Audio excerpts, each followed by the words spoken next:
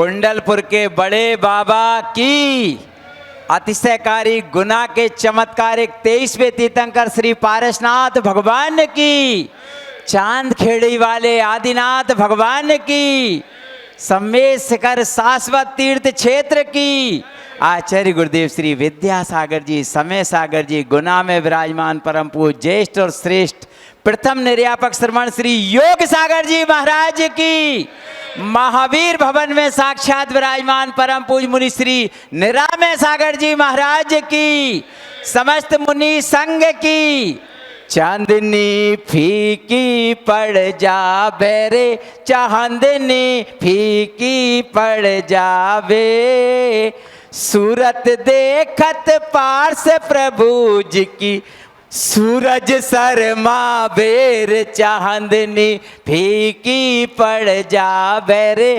चांदनी फीकी पड़ जावे, सूरत देखत राम सागर जी की, सूरज शर्मा बेर, चांदनी।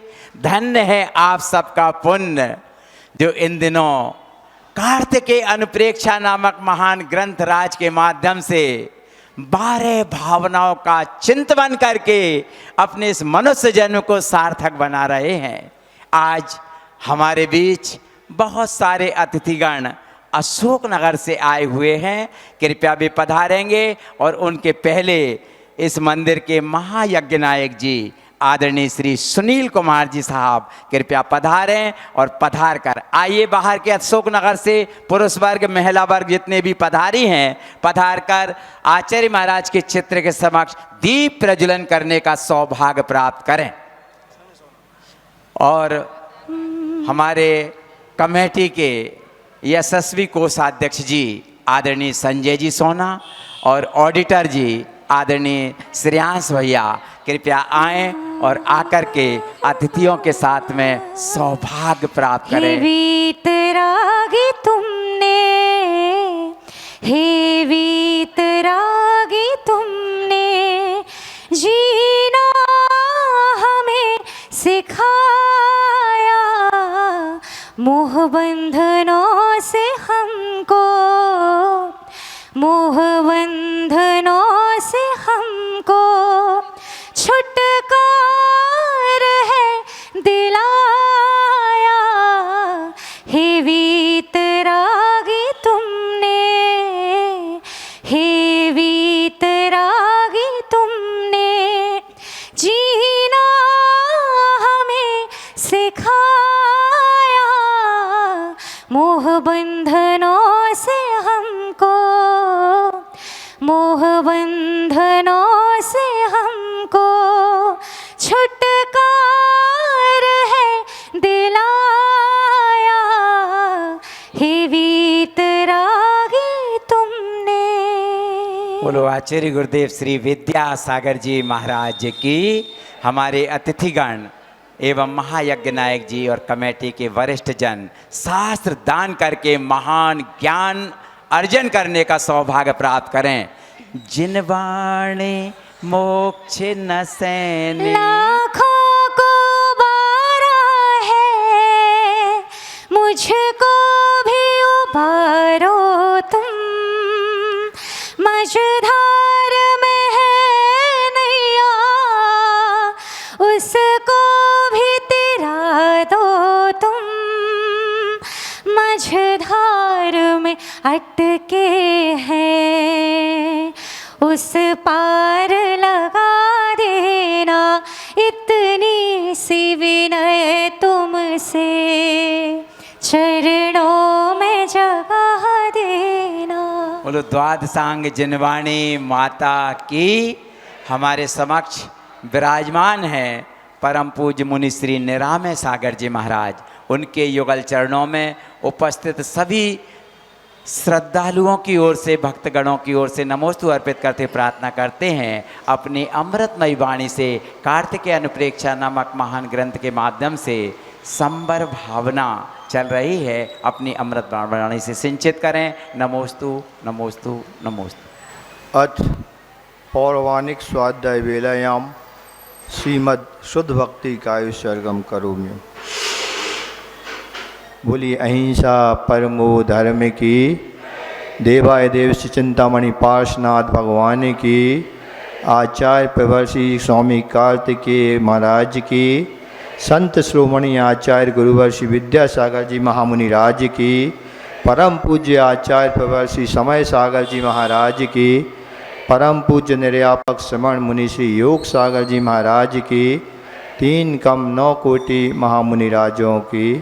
परम पूज मुनि श्री निरामय सागर जी महाराज की, मुनि संघ की। यहाँ 12 भावनाओं का चिंतन स्वाध्याय के रूप में प्रतिदिन चल रहा है। अभी निर्जरा भावना का यहाँ पर कथन किया जा रहा है। निर्जरा का अर्थ होता है संचित कर्मों का एक देश आत्मा से अलग हो जाना। अब अलग क्या होगा? कर्म। कौन से कर्म?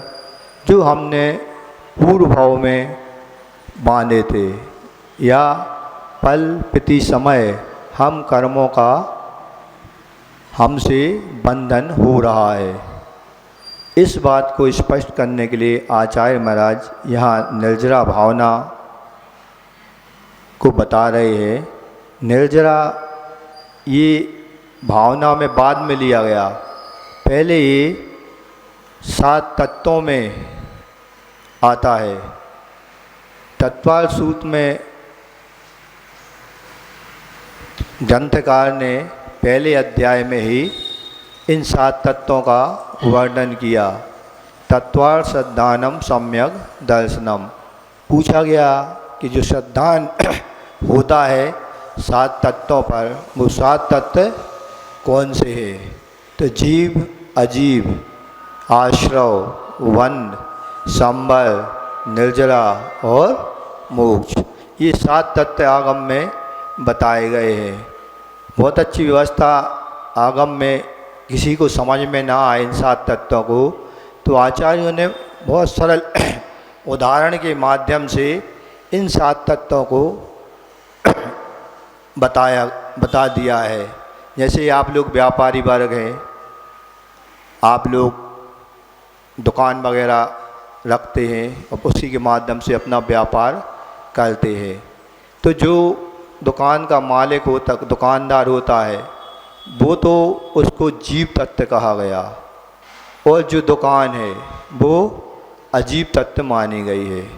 अब उस दुकान में अपन खाली तो बैठेंगे नहीं, अब उसमें से व्यापार करना है, तो उसमें हम कुछ माल लाते हैं। माल का लाना ये क्या हो गया? ये आश्रव हो गया।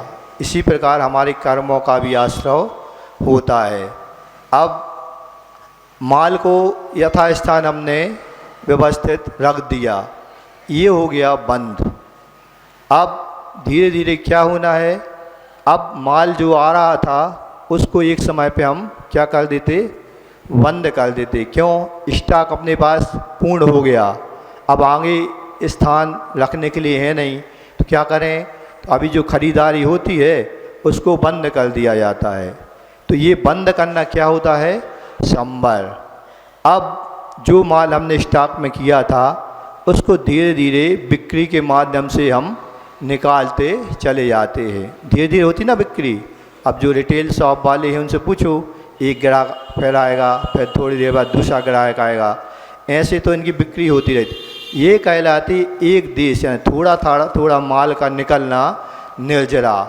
और एक समय मान लो ऐसा आ गया, अच्छा जम से सीजन चल गया, आते ना बैसाख और जेठ में, सुने कई दुकानदारों की दुकान बिल्कुल साफ हो जाती, मतलब माल बचता नहीं है। उस समय पता चली एक स्थिति ऐसा ही पूरा माल अपना बिक गया, ये हो गया मोक्ष। इस प्रकार इस उदाहरण के माध्यम से हम 7 तत्वों को समझ सकते हैं। तो जो थोड़ा थोड़ा माल हमारा निकालना होता है वो कहलाती है निर्जरा। अब निर्जरा कौन करता है?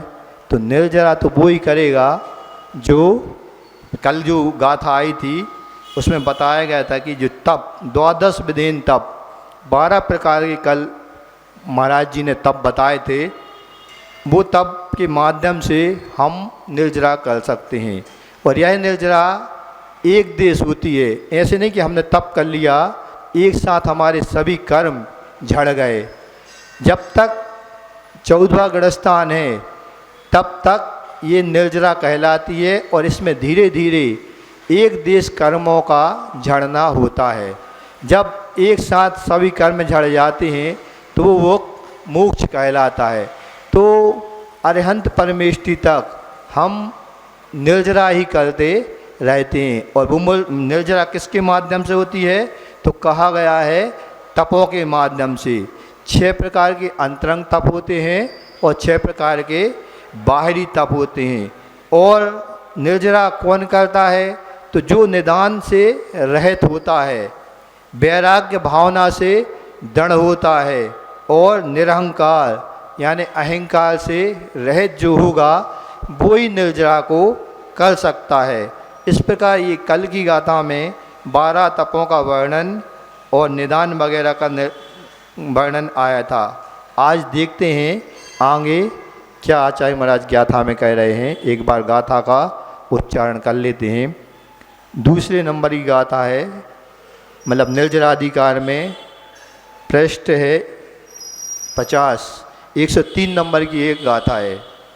सब्बे सिम कम्माणम सत्य विवाहो हवे अणुभावो तदनंतरम तु शरणम कम्माणम निजरा जाने। यहाँ पर कहा जा रहा है सब्बे सिम कम्माणम, सर्वेशाम कर्माणम यानी कर्मों का, सभी कर्मों का, सत्य विवाहो शक्ति विपाक, हवे यानी भवती होती है, अनुभाव यानी अनुभाग, तदनंतरम इसके उपरांत तू षडगम षडनम कर्माणि यानी गलनम, कम्माणम निर्जरा जाने, इसे आप कर्मों की निर्जरा जानिए। यहाँ कहा जा रहा है सब कर्मों की शक्ति के उदय होने को अनुभाग कहते हैं, और उसके पश्चात कर्मों के खिलने को निर्जरा कहते हैं। अब अनुभाग शब्द आया है, अनुभाग क्या कहलाता है? 4 प्रकार के बंध होते हैं। आप तत्वाल सूत्र में जब पढ़ेंगे 9वें अध्याय में, तो प्रकृति, प्रदेश और कौन सा? स्थिति और अनुभाग, ये 4 प्रकार के बंध बताए गए हैं। अब प्रकृति क्या होती है? तो कोई कर्म है, उसके स्वभाव को प्रकृति कहते हैं। कर्मों में इस प्रकार का स्वभाव पड़ जाना, किस प्रकार का? जैसे मीठी वस्तु है उसमें मधुरता, कोई नमक है उसमें क्या? नमकीनपना, ये उसके स्वभाव कहलाते हैं। जैसे अग्नि में क्या है? उष्णता है, और जल में शीतलता है, ये इसके स्वयं स्वभाव होते हैं। ये कहलाती है कौन? प्रकृति बंध। दूसरा है स्थिति बंध। स्थिति बंध क्या कहलाता है? जिसका जो स्वभाव है उससे उस स्वभाव का च्युत ना होना, तब तक जब तक ऐसी स्थिति रहती है वो कहलाता है स्थिति बंध।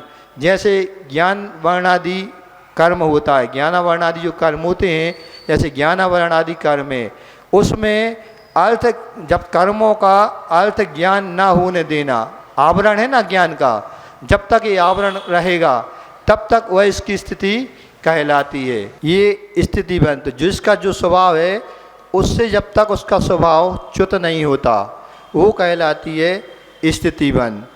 अनुभाग बंध कहलाता है कर्म पदगलों की अलग अलग फलदान शक्ति विशेष, ये अनुभाग कहलाता है। जैसे दूध है, अब दूध अलग अलग पशुओं के होते हैं, मान लो एक बकरी का दूध है, गाय का दूध है और भैंस का दूध है, तीनों की अनुभाग शक्ति अलग अलग है।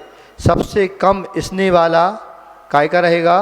बकरी का दूध रहेगा, इसलिए सबसे ज़्यादा वो औषधि के काम में आता है। जब भी किसी को फीवर आ जाए, आचार्य सबसे पहले क्या कहते हैं? मान लो फीवर बढ़ रहा है, बुखार 102, 103, 104 डिग्री पहुँच रहा है, कुछ नहीं करो, उसको बकरी का ताज़ा दूध ले आओ और पूरे शरीर पर उसको लगा दो, अपने आप कुछ ही देर में वह तापमान गिरा देता है। इतनी उसमें बकरी के दूध में फलदान शक्ति होती है।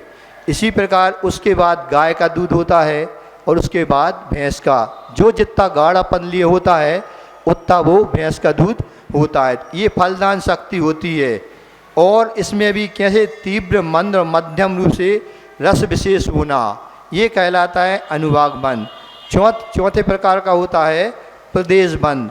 कर्म रूप से परिणत पुद्गल स्कंदों के परमाणुओं की संख्या प्रदेश बंध है। मतलब उसमें जो गिनती कितने आत्मप्रदेश उसमें फैले हुए हैं, ये गिनती जहाँ आएगी वो ये प्रदेश बंध कहलाता है। मान लो एक अपन उदाहरण से देख लें बंधों को। एक लड्डू बनाया अपने काय का, मोदक का, बूंदी का लड्डू बनाया। तो जैसे बूंदी का लड्डू है, मोदक है, उसका स्वभाव कैसा है? मीठा होता है। मीठा ही होता है ना, खाते तो है सभी लोग। तो ये हो गया उसका प्रकृति, हो गई उसकी स्वभाव से मधुर है। दूसरा, वह 7 दिन तक अपने मधुर स्वभाव को छोड़ेगा नहीं। जितनी भी इनकी जी मर्यादा बताई है मीठे वगैरह की, 7 दिन 3 दिन ये मौसम के हिसाब से होती है। मान लो 7 दिन तक वह अपने मधुर स्वभाव को नहीं छोड़ता, ये उसकी कहलाती है स्थिति। अब इसके तुलना में और प्रकार के जो मोदक होते हैं, मान लो राजगिर का मोदक है, तो राजगिर के मोदक से तो यह ज़्यादा मधुर रहेगा। लेकिन गुलाब जामुन सामने रख दो, उससे गुलाब जामुन ज़्यादा मधुर रहेगा। तो ये अनुभाग हो गया उनका, अनुभागपन। मतलब कितनी उनमें क्षमता है मीठेपन की, किसी में ज़्यादा, किसी में कम, किसी में मध्यम, ये अनुभाग हो गया।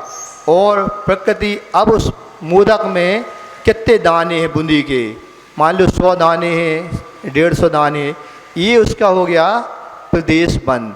इस प्रकार हम इन कर्म बंध को समझ सकते हैं। तो यहाँ पर जो आया है सभ्यसिम कम्माणम सत्य विभावो हवई अनुभावो। अनुभाग क्या कहलाता है? तो उदय पूर्वक कर्मों की निर्जरा होती है। पहले सत्ता में जो वर्तमान कर्म उदय में आते हैं, जो भी हमने पूर्व में कर्म बांधे थे, वो भी जीव के एक समय के बाद अपनी स्थिति को पूर्ण करके सामान्य तरीके से आके उदय में आके और झड़ जाते हैं। ये कहलाता है उदय में आते हैं। उदय में आने पर वे अपना फल झड़ जाते हैं। इसी का नाम निर्जरा है। और जो शक्ति किस रूप में आए, वो कमती बढ़ती, कभी कम रूप में आए, कभी तीव्र रूप में आए, कभी मंद रूप में आए।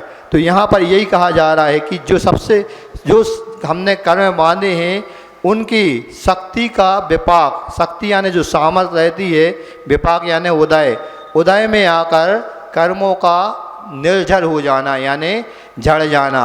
और अनुभाग रूप में यानी शक्ति किसी में तीव्रता से, किसी में मंदता से।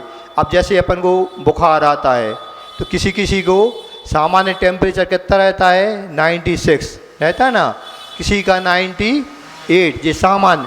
लेकिन जब उसका अनुभाग आता है यानी तीव्रता लिए, अपन ने ऐसे कर्म किए और अपन किसी निमित्त ऐसे मिल गए अपन को, जो आजकल अभी चल रहा है ना, क्या चल रहा अभी, वायरल चल रहा है। मौसम में ऐसा परिवर्तन होता है जिसके माध्यम से हम उसको सहन नहीं कर पाते, हमारा टेम्परेचर इस मौसम को सहन नहीं कर पाता।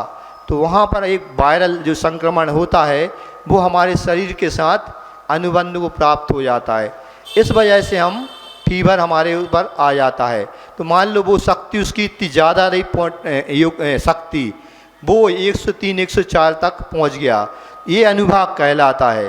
वैसे तो अपना सामान्य टेम्परेचर रहता है, लेकिन उसका बढ़ जाना और घट जाना, इसी प्रकार बीपी का लो हो जाना और बढ़ जाना, ये उसकी अनुभाग शक्ति होती है, हमारे अंदर जो कर्म परिणति होती है। इस गाथा में यही कहा जा रहा है कि सब कर्मों की शक्ति के उदय होने को अनुभाग कहते हैं, उसके पश्चात ही कर्मों की निर्जरा होती है। अगली गाथा को हम देखते हैं।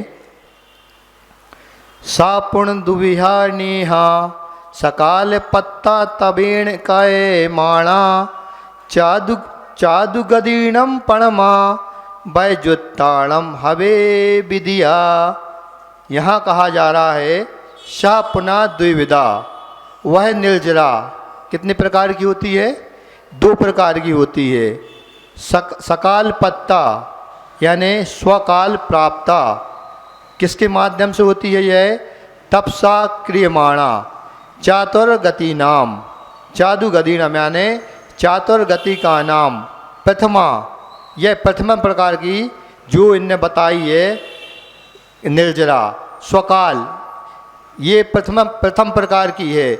और दूसरे प्रकार की कौन सी बताई है? परमा वय जो ताड़म हवे विधिया, यानी वय यानी जो व्रतों से युक्त होती है उसको कहते हैं द्वितीय। यहाँ पर हम बता दे रहे 2 प्रकार की निर्जरा का कथन है, यानी निर्जरा के इनने 2 भेद किए हैं, एक सविपाक निर्जरा और एक अविपाक निर्जरा। सविपाक निर्जरा को क्या कहते हैं? यहाँ पर स्वकाल प्राप्त कहते हैं, और जो दूसरों के माध्यम से पकाने में आए उसको कहते हैंगे अविपाक निर्जरा। और अच्छे से उसको खोलते हैं, आचार्य कहते हैं कि साविपाक और अविपाक ये 2 प्रकार के भेद इन्होंने कर दिए। साविपाक यानी विपाक सहित, विपाक यानी होता है फलों का, कर्मों के फलों का उदय में आना। ठीक है, अब जिस कर्म की जितनी आयु या स्थिति बंधी हुई है, मान लो 76 कोड़ा कोड़ी सागर की स्थिति मोहिनी कर्म की है, अब उसने ऐसे कठिन काम किए हैं और इतनी बड़ी स्थिति को प्राप्त हुआ है कोई जीव, तो ये स्थिति जब तक पूरी काट न लेगा 70 कोड़ा कोड़ी सागर तक, और जब एक समय आएगा ये पूरी उदय में आएगी 70 कोड़ा कोड़ी सागर की, उसके बाद ही यह क्षय को कर्मों की स्थिति उदय आने के बाद ही वह उस कर्म से छूट पाएगा। तो बिना तप किए इस स्थिति को भोगना ये कहलाती है सविपाक निर्जरा। यानी जो स्थिति बानी थी, जितनी भी उस स्थिति की आयु थी, मान लो आयु कर्म की स्थिति कोई व्यक्ति 60 वर्ष की बांध कर आया है, वह पूरी आयु को भोगेगा और उसके बाद ही वह मरण को प्राप्त होगा, ये उसकी कहलाएगी सविपाक निर्जरा। और दूसरी प्रकार की कौन सी होती है? दूसरी प्रकार की निर्जरा इन्होंने बताई है अविपाक निर्जरा। अविपाक निर्जरा क्या होती है? इन्होंने आचार्यों ने बताया कि जो स्थिति बांधी थी उसको स्थिति के पूर्व में ही उदीर्णा के द्वारा पका करके निर्जलित कर देना, यानी झड़ा देना। जैसे तप के माध्यम से उन्होंने कैसे कहा है?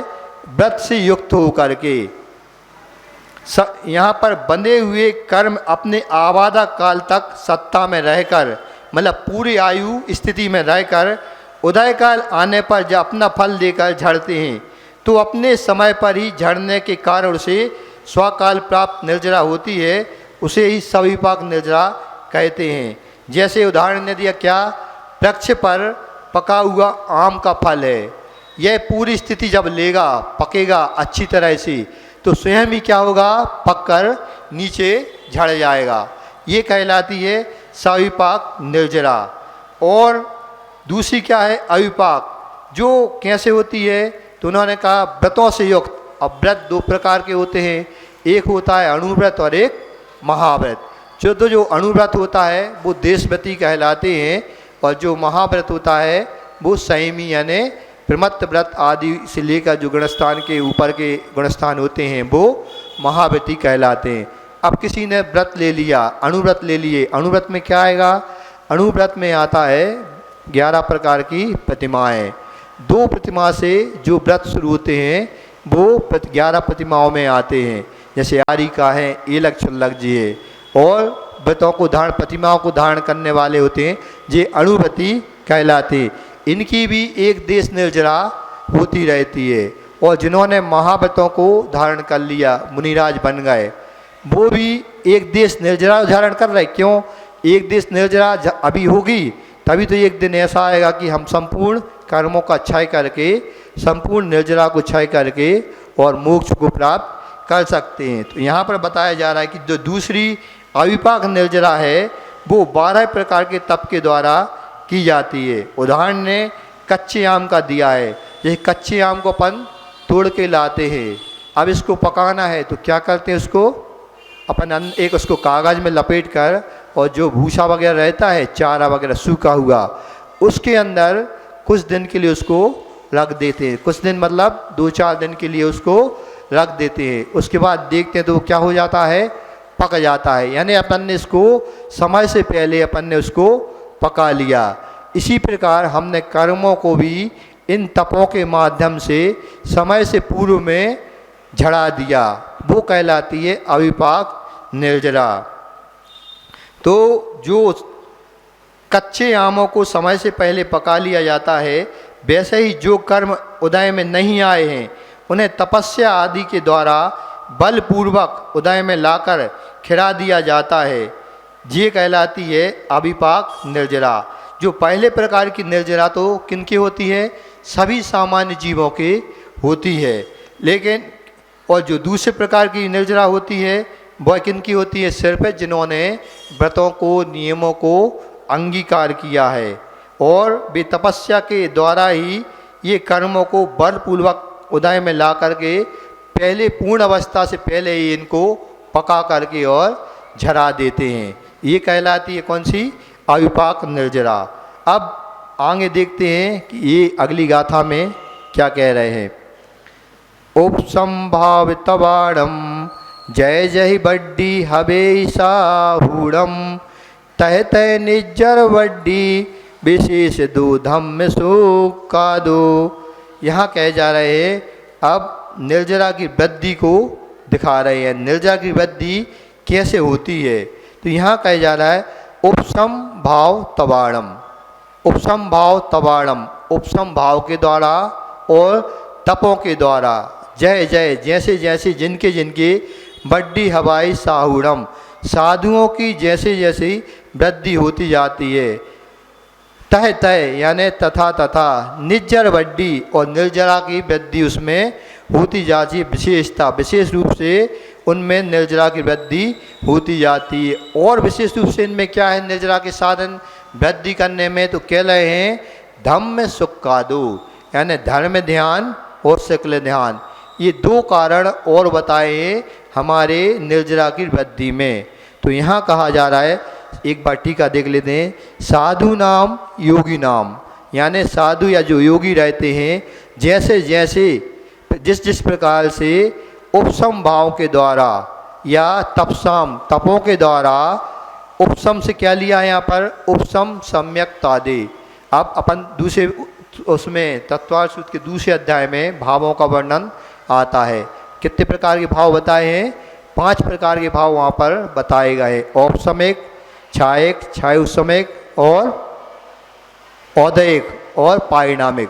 तो यहाँ पर जो चर्चा की जा रही है उपसम भावों की, उपसम भाव 2 प्रकार के होते हैं, औपसमिक सम्यक और औपसमिक छायक। तो औपसमिक चारित, औपसमिक सम्यक और औपसमिक चारित। तो औपसमिक सम्यक क्या होता है, उपसम जिनके माध्यम से कर्मों का उपसम होता है, उपसम बना रहे, वो कहलाता है औपसमिक मतलब भाव। और औपसमिक सम्यक क्या कहा, तो 2 प्रकार के औपसम सम्यक्त भाव होते हैं। पहला होता है प्रथमोपसम सम्यक और दूसरा होता है द्वितीयोपसम सम्यक। जो मोहिनी कर्म के 2 भेद किए जाते हैं, एक होता है दर्शन मोहिनी है और एक होता है चारित्र मोहिनी। तो दर्शन मोहिनी की 7 प्रकृतियाँ बताई गई हैं। कौन कौन सी, मिथ्यात्, सम्यक मिथ्यात् और सम्यक प्रकृति और अनंतानुबंधी की क्रोध मान माया लोभ। जब इन 7 प्रकृतियों का कर्मों का जीव उपसम करता है, कोई मान लो मिथ्या दृष्टि जीव है, अब उसने कर्ण लब्धि के माध्यम से या कोई निमित्त उसको मिल गया सम्यक दर्शन का, मान लो जिनबिंब दर्शन है, सम्यक दर्शन की उत्पत्ति कारण बताए ना, जिनबिंब दर्शन है, जिन महिमा दर्शन है, गुरु का उपदेश है और महिमा रिद्धि दर्शन है। इस प्रकार के मान लो निमित्त मिल गया अपन को जिन बिंब दर्शन का। दर्शन करते ही उसके जो मिथ्यात्व की परिणति थी वो उसके इतने विशुद्धि परिणाम बढ़े और सम्यक दर्शन के उन्मुख वह हो गया। तो सबसे पहले जो सम्यक दर्शन होता है, कौन सा सम्यक दर्शन होता है, उपसम सम्यक दर्शन होता है। तो यहाँ पर सम्यक दर्शन उपसम सम्यक दर्शन की उत्पत्ति बता रहे हैं कि 7 जो प्रकृतियाँ बताई हैं उपशम 4 अनंतानुबंधी और 3 कौन सी दर्शन मोहिनी की। इन प्रकृतियों का सबसे पहले वह उपशम करता है, यानी दबा देना। मान लो कोई अपन ने एक पात्र में जल को लिया, अब जो जलाएगा उसमें थोड़ी सी अपन ने फिटकरी क्या कर दी, एक हाथ ऐसी अकेली घुमा दिया फिटकरी को लेके। धीरे धीरे कुछ देर बाद आप देखेंगे कि जो उसमें मल था, यानी जो धूल वगैरह के कण थे, वो कुछ अवस्था के बाद उसमें नीचे बैठ जाते हैं। ये नीचे बैठना ही क्या कहलाता है, उपशमन कहलाता है, यानी कर्मों का उपशम यानी दब जाना। इस प्रकार ये 7 कर्म हमारी 7 प्रकृति उस समय उपशमित रहती हैं, तो वो कहलाता है प्रथमोपशम सम्यक्त। ठीक है। और जो द्वितीयोपशम सम्यक्त होता है वो चौथे गुणस्थान के बाद होता है। मुनिराजों के सप्तम गुणस्थान वर्ती मुनिराजों को जब सबक श्रेणी के सम्मुख होता है, उस समय भी इन 7 प्रकृतियों का वह उपशमन करता है, तो वह कहलाता है द्वितीय उपशम उपशम। ये हो गया औपशमिक सम्यक। ठीक है। और इसके बाद दूसरा होता है औपशमिक चारित। वो क्या कहलाता है, सर्वमोहिनी कर्म के उपशम से। सर्वमोहिनी कर्म जो चारित्र मोहिनी की 21 प्रकृतियाँ और होती हैं, उनको वह उपशमित करता है। उपसमय होता है उनका औपशमिक चारित। तो यहाँ पर कहा जा रहा है कि जो उपशम भाव यानी औपशमिक सम्यक और औपशमिक चारित के माध्यम से जो कर्मों की निर्जरा करता है, जो जीव या जो साधु लोग, योगी लोग, इनके माध्यम से कर्मों की निर्जरा कहते हैं और अपने उस तप में वृद्धि करते जाते हैं, और तपों के माध्यम से इनकी वृद्धि होती जाती है, तो वो निर्जरा की वृद्धि कहलाती है। जैसे कहा जा रहा है साधु जनों में साम्य भाव यानी समता भाव रखना। जितने भी साधु लोग होते हैं सबसे पहले उनका क्या गुण होता है, साम्य भाव। साम्य भाव यानी साम्य भाव के 2 अर्थ होते हैं। एक तो साम्य भाव यानी समन करना, कै का कसायों का समन करना, ये कहलाए साम्य भाव। दूसरा होता है समता रखना, अपने परिणामों में समता रखना। जैसे जैसे हमारे समता के परिणाम बढ़ते जाते हैं, हमारे लब्धि स्थान भी, कौन से लब्धि स्थान, जो परिणामों के लब्धि स्थान होते हैं वो भी हमारे बढ़ते जाते हैं। इस कारण से हमारे कर्मों की निर्जरा भी बढ़ती जाती है। दूसरा इनने कारण बताया है तब हम जैसे जैसे बढ़ाते जाते हैं वैसे वैसे ही हमारी इन निर्जरा के वृद्धि स्थान भी बढ़ते जाते हैं। अब तप में आचार्य जी कहते हैं तप हमें करना तो चाहिए। किस प्रकार की तप करना चाहिए, यथाशक्ति। आया ना, ऐसे नहीं कि हमने एक बार हम लोग से आचार्य जी कह रहे थे, हुआ क्या, एक बार एक महाराज जी ने उपवास लिया, आचार्य जी ने कुछ नहीं, एक उपवास दे दिया। अब उनने दूसरे दिन अभी प्रत्याख्यान में उपवास ले लिया। अब आचार्य जी को ध्यान नहीं रहा, उनने दूसरा उपवास भी उनको दे दिया, कुछ नहीं। तीसरा उपवास भी उनने मांगना चाहा। आचार्य जी ने उनसे कहा आपने अभी 2 उपवास तो कर लिए हैं। तो उन्होंने कहा जी आचार्य जी हमने 2 उपवास तो कर लिए हैं, लेकिन आचार्य जी का आप तीसरा उपवास भी मांग रहे हैं।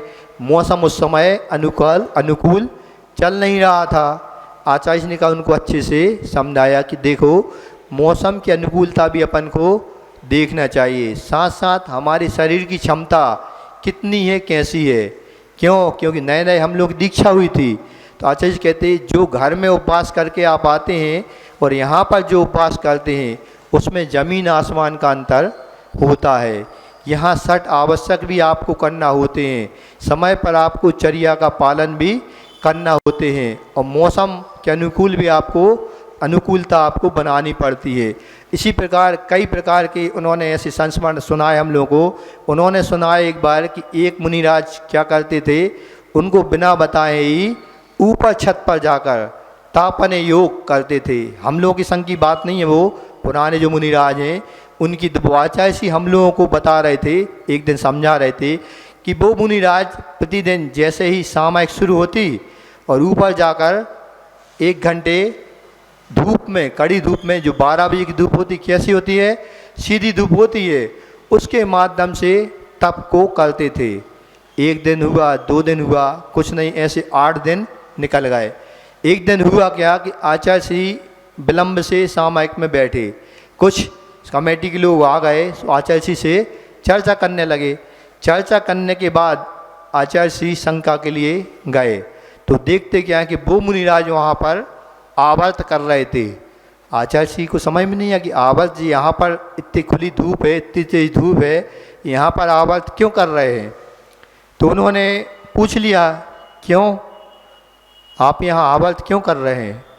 तो जो साथ में साधु और वहाँ पर होंगे उन्होंने बताया कि यहाँ पर ये सामायिक करते हैं। पूछा आचार्य श्री ने कितने दिन से सामायिक चल रही है, तो बोला अभी 8 ही दिन हुए हैं। आचार्य श्री ने कहा कि आपने हमसे तो इसकी परमिशन यानी अनुमति तो ली नहीं, फिर कैसे करने लगे। तो आचार्य श्री कहते हैं कि जो विशेष तप किए जाते हैं, सामान्य से हम तप करें उसकी जानकारी भी आचार्य को होना चाहिए। और विशेष तप जो होते हैं जैसे व्यक्ति परिसंख्यान तप होता है, तो ये विधि बनाकर निकलना पड़ता है आहार के लिए। ये हम लोग बिना आचार्य की अनुमति से नहीं कर सकते। इसमें पूरी कंडीशन लगाते हैं आचार्य, कितने दिन का आपको व्यक्ति परिसंख्यान लेना है, कितने समय का लेना है, ये सब बताएंगे तो ही वो इसकी अनुमति देते हैं। इसी प्रकार तो वो आचार्य श्री कहने लगे कि हम 8 दिन से ये तप कर रहे हैं। बोला आपने हमसे अनुमति तो ली नहीं, फिर कैसे तप कर रहे हैं। क्योंकि कोई भी हम साधना करते हैं यदि उसमें आचार्य गुरु मतलब गुरु जी का आशीर्वाद ना रहे तो वह फलीभूत नहीं होती। दूसरी, बिना अनुमति करते हैं यदि स्वास्थ्य गड़बड़ हो गया तो इसके जिम्मेदार कौन रहता है। तो आचार्य कहते इसकी जिम्मेदारी कौन लेगा। मान लो कुछ हो गया बीच में, आपको चक्कर आ गए, धूप में खड़े हैं, आप गिर पड़े, फिर कोई साधु वहाँ पास में है नहीं, कौन देखेगा। इस प्रकार आचार्य श्री हम लोगों को बड़े अच्छे से इन तपों का महत्व बताते थे कि किस प्रकार हमें इन तपों को करना चाहिए। तो यहाँ पर जो तप आए हैं तप हमारी निर्जरा का कारण तो होते हैं। सूत्र है ना, तपसा निर्जरा चा। इस प्रकार ये आचार्य श्री हम लोग को बराबर हर समय पर बताते रहते थे कि कौन सा तप किस प्रकार करना चाहिए। आचार्य श्री ये कहते अकेली हम लोग क्या करते हैं, अनशन पर ही महत्व देते हैं। जो 12 प्रकार के तप होते हैं उनमें उपवास तो सभी कर लेते हैं, लेकिन अवमोदर्य करना, ऊनोदर करना, ये क्या है, सबसे बड़ा कठिन तप माना जाता है। अब सामने 56 भोग रखे हुए, 56 प्रकार के पकवान रखे हुए, और हम लोगों को कह दिया कि आपको थोड़ा सा इसमें लेके आना है, क्या करोगे। बहुत कठिन होता है उस समय संभालना। हम लोग थाली दिखा दी जाती है, फिर कहते हैं महाराज आप आहार करिए, करते ना आप लोग चौके में। इस प्रकार ये तप किए जाते हैं, तो सब प्रकार के तपों को करना चाहिए, ये आचार्य श्री का कहना होता था। तो यहाँ पर कहा जाता है जैसे साधु जनों में साम्य भाव और तप की वृद्धि होती है, अर्थात साम्य भाव के आधिक्य के कारण मुनिगण तप में अधिक लीन होते हैं, वैसे वैसे कर्मों की निर्जरा भी अधिक होती जाती है।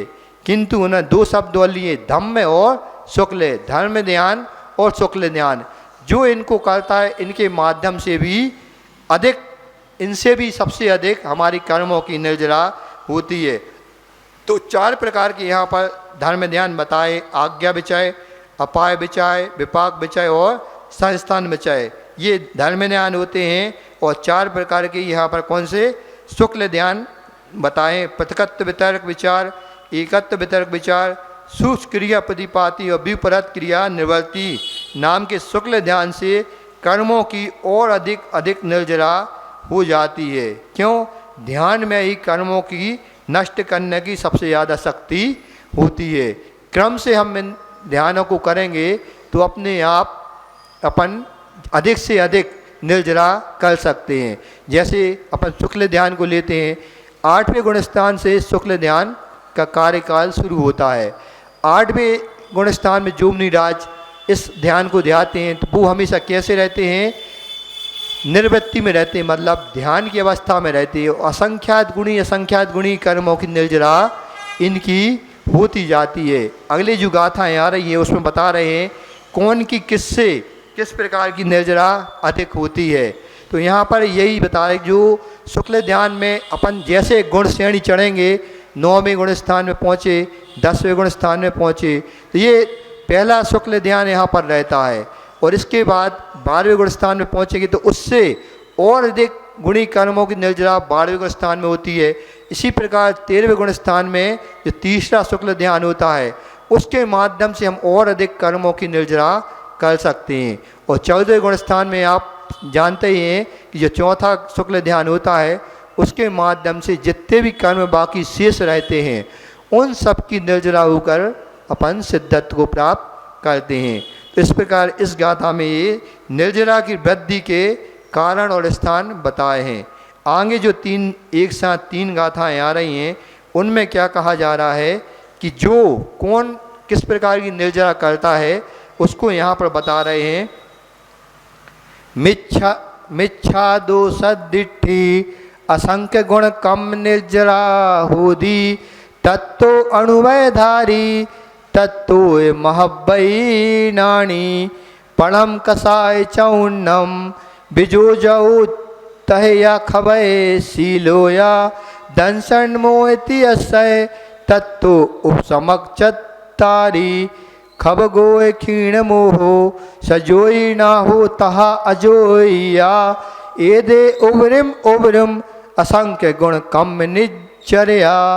यहाँ पर बताया जा रहा है 3 गाथाओं से निर्जरा के 11 स्थानों को बतलाते हैं। कौन से निर्जरा के 11 स्थान होते हैं तो तत्वाल सूत्र में 9वें अध्याय में क्या कर रहे हैं, तत्वाल सूत्र में 9वें अध्याय में उमा स्वामी जी महाराज सम्यक दृष्टि श्रावक बिरतानंद वियोजक दर्शन मोह छपकोप सम कोप शांत मोह छपक क्षीण मोह जिन्हा क्रमशोय संख्य गुण निर्जरा, ये पूरा सूत्र का अर्थ इन 3 गाथाओं के माध्यम से आचार्य कार्तिक स्वामी हम लोगों को बता रहे हैं कि निर्जरा के जो स्थान कितने 11 होते हैं उनका नामकरण यहाँ पर किया जा रहा है। मिथ्या दृष्टि से सम्यक दृष्टि के असंख्यात गुणी कर्मों की निर्जरा होती है। सम्यक दृष्टि से अनुव्रतधारी के यानी जो श्रावक हो जाता है, देशवती श्रावक हो जाता है, उनकी असंख्यात गुणी कर्मों की निर्जरा होती है। अनुव्रतधारी से ज्ञानी महावती के यानी जो मुनिराज बन गए उनके असंख्यात गुणी कर्मों की निर्जरा होती है। और जो महावती हो गए, मुनिराज हो गए, उनसे भी जो अनंतानुबंधी कसाय कई विषय योजना करता है, करने वाले के असंख्यात गुणी कर्म निर्जरा होती है। उससे दर्शन मोहिनी का छपण यानी विनाश करने नाश करने वाले की छपण यानी पूर्णता जिन्होंने मोहिनी कर्म का दर्शन मोहिनी का नाश कर दिया है उनके असंख्यात गुणी कर्म की निर्जरा होती है। उससे अधिक कर्मों की निर्जरा जो उपसम श्रेणी है यानी 8वें 9वें और 10वें गुण स्थान में जो उपसम श्रेणी चलता है, चारित्र मोहिनी का उपसम करने वाले के असंख्यात गुणी कर्मों की निर्जरा होती है। उससे 11वें गुण स्थान वाले उपसमक जो 11वें गुण स्थान में पहुंच गया है उस समय उसको उपसमक संज्ञा दी जाती है, उसके असंख्यात गुणी कर्मों की निर्जरा होती है। उससे भी अधिक जो छपक श्रेणी के मतलब जो 8वें गुण स्थान में जिसने सभी मोहिनी कर्म की क्षय प्रकृतियों का क्षय कर दिया है, तो 8वें 9वें और 10वें गुण स्थान में यानी छपक श्रेणी पर आरोहण जो हो रहा है और करने वाले के असंख्यात गुणी कर्मों की निर्जरा होती है। उससे भी अधिक किसकी होती है तो जो क्षीण मोह यानी जिन्होंने पूरी तरह से उपसम और मोहिनी कर्म और क्षय मोहिनी कर्म की प्रकृतियों का क्षय करके 13वें गुण स्थान में 12वें गुण स्थान में पहुंचा है, उनको यह 12वें क्षीण मोह गुण स्थान वाले के असंख्यात गुणी कर्मों की निर्जरा होती है। उससे अधिक किसकी होती है तो यहाँ पर कहा जा रहा है सहयोग केवली 13वें गुण स्थान वाले मुनिराजों के अनंत परमेष्टि के ये असंख्यात गुणी कर्मों की निर्जरा होती है। और उससे अधिक अयोग केवली भगवान के असंख्यात गुणी कर्मों की निर्जरा होती है। इस प्रकार इन 11 स्थानों में ऊपर असंख्यात गुणी कर्मों की निर्जरा होती है।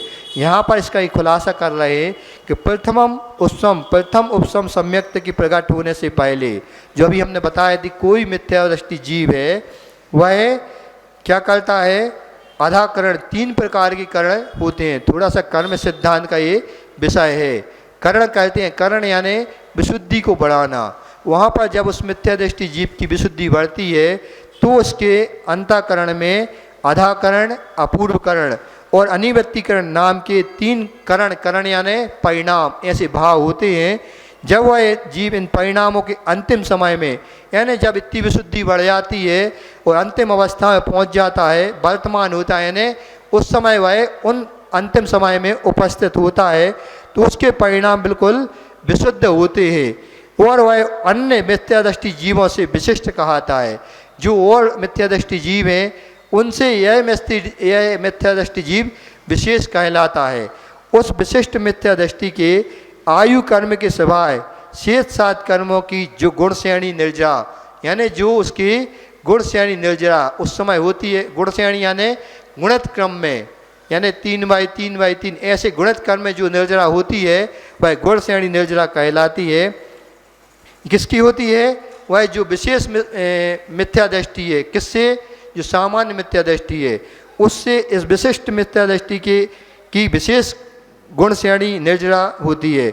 और उससे भी अधिक असंयत सम्यक दृष्टि, कोई सम्यक दृष्टि है उससे पूर्व में जो सम्यक दृष्टि हो गया है उसकी असंख्यात गुणी किरण बना निर्जरा होती है। इस प्रकार आगे इस प्रकार से हम बताते जाएंगे तो यह कर्म निर्जरा होती जाएगी। इस प्रकार सारांश में यह कहा जा रहा है कि जिन जिन स्थानों में विशेष परिणाम विशुद्धि है उन निर्जरा भी अधिक होती है। ऐसे 11 स्थान यहाँ पर बता दिए गए हैं। सो और भी विशेष इनका जानना है तो तत्वासूत में इनका विशेष व्याख्यान किया गया है। और जो सर्वाल सिद्धि टीका है, राजवार्तिक है, इनमें और विशेष रूप से इन सभी 11 जो स्थान बताए हैं लब्धि स्थान इनके निर्जरा के, इनको आप पढ़ेंगे तो विशेष प्रकार से आपको पढ़ने में, इनको भेद करने में इनके मतलब बताया गया है। तो यहाँ पर ये टीकाकार कह रहे हैं, इनने विशेष और खोला है कि सहयोग केवली जो होते हैं गुणस्थान में उनमें 2 भेद इनने करके बताए। एक स्वस्थान सहयोग केवली को और समुद्घातगत सहयोग केवली, इनको जो 11वां और 10वां स्थान निर्जरा का बताया है तो किन्हीं आचार्यों ने क्या कहा है कि जो 10वां स्थान है उसी में सहयोग केवली के 2 स्थान कर दिए। एक स्वस्थान होता है कि जो सामान्य स्थिति उस गुणस्थान की 13वें गुणस्थान की है, उसमें जो सामान्य केवली भी होते हैं, अरहंत केवली भी होते हैं, वो सामान्य स्वगत केवली कहलाते हैं। तो जो कर्मों की निर्जरा उनमें होगी। और एक जो समुद्घात करके उस गुणस्थान में हुए हैं। समुद्घात यानी अपने कर्मों की स्थिति को, आयु कर्म की जो 4 स्थिति कर्म और हैं उनकी कर्मों की स्थिति को आयु कर्म की स्थिति के समान करना। उस समय समुद्घात करते हैं और अपने आत्मप्रदेशों को पूरी तरह फैला देते हैं। उन कर्म आत्मप्रदेशों का फैलना ये कहलाता है समुद्घात। और जो समुद्घात करते हैं उनमें सबसे ज़्यादा असंख्यात गुरी कर्मों की निर्जरा होती है। किससे? जो सामान्य केवली होते हैं उनसे इन समुद्घातगत केवली के अधिक असंख्यात गुणी कर्मों की निर्जरा होती है। तो एक आचार्य इनको 11वां और 10वां गुणस्थान मतलब जे निर्जरा के लब्धि स्थान मानते हैं। और कई आचार्यों का मत क्या है, इनने 14वें गुणस्थान को भी असंख्यात गुणी कर्मों का स्थान, निर्जरा का स्थान माना है। जीव कांड आदि जो ग्रंथकार हैं इनमें केवली जिन पद आया है उसमें केवल जिन ही किया है। इस तरह 10 ही स्थान माने हैं, किंतु जीव कांड के टीकाकार ने इसने 2 प्रकार स्वस्थान केवली और समुद्घात केवली ऐसा वर्णन करके भेद करके इन 10वें स्थान और 11वें स्थान को लब्धि मतलब निर्जरा का स्थान मानकर इस प्रकार इसमें व्याख्या की है। समय आपका हो गया। इस प्रकार इन 11 निर्जरा स्थानों को बहुत अच्छे से जान करके और किस प्रकार मुनिराज अपने कर्मों की असंख्यात गुणी निर्जरा करते हैं, हम भी व्रतों मतलब श्रावक के व्रत को ग्रहण करके भी इन निर्जरा के स्थानों को प्राप्त कर सकते हैं और अपने लिए भी असंख्यात गुणी कर्मों का नाश करके अपने लिए भी और अच्छे लब्धि स्थान प्राप्त कर सकते हैं। बोलिए अहिंसा परमो धर्म की, बोधि समाधि परिणाम शुद्धि, स्वात्मोपलब्धि शिव शौक सिद्धि, चिंतामणिम चिंतित वस्तुदाने, तो मंद मानस ममास्तु देवी।